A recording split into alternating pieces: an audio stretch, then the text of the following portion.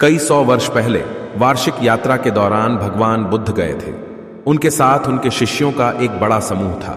वे वनों में घुसकर बारिश के बाद खुशबूदार फूलों के मेड़े में ध्यान करने बैठे। उनका वक्त अच्छा बीत रहा था जब अचानक एक आदमी उनके पास आया। यह आदमी किसी के लिए खतरनाक था, क्योंकि उसके पास हजारों उंगलियां थीं जो उसने मृत्यु के शिकारों की उंगलियां काटकर बनाई थी। इसलिए उसे अंगुलिमाल बुलाया जाता था, जिसका अर्थ उंगलियों का माला था। अंगुलिमाल बुद्ध के पास आकर उन्हें मारने का इरादा किया। वह बुद्ध के पास बढ़ा और बोला, ओ गौतम, तू मेरा शिकार होने वाला है, तू मेरी बलि होगा।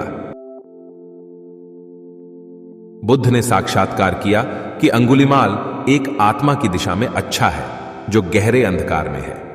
वे समझते थे कि इसके पीछे कुछ महत्वपूर्ण कारण हो सकते हैं जो उसके बरतने के लिए आए हैं। बुद्ध ने शांति और संवाद के साथ कहा, अंगुलिमाल, मैं तुझे कोई क्षति नहीं पहुंचाना चाहता हूं। मेरा मानना है कि हम सभी के अंदर अच्छाई की भावना होती है और हर किसी को सही दिशा में परिवर्तित किया जा सकता है। अंगुलिमाल बुद्ध के शब्दों को सुनकर चौंक गया। उसने कहा, क्या तुम मुझे माफ कर सकते हो?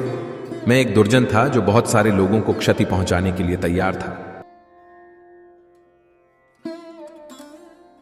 बुद्ध ने मुस्कुराते हुए कहा, हां, मैं तुझे माफ करता हूं।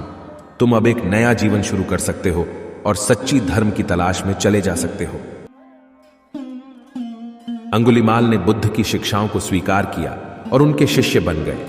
वे अब एक शांति और सहयोग के रूप में अपना जीवन बिताते थे और उनका नाम इतिहास में धार्मिक परिवर्तन के उदाहरण के रूप में याद किया जाता है। इस कहानी से हमें यह सीखने को मिलता है कि हर व्यक्ति के अंदर कुछ अच्छाई होती है और धार्मिक मार्ग पर चलकर हम सभी अपने बुरे कर्मों से मुक्त हो सकते हैं। इसके अलावा यह भी दिखाता है कि शांति, समझदारी और करुणा सभी के लिए महत्वपूर्ण है, चाहे वो कितने भी बुरे कार्य कर चुके हों।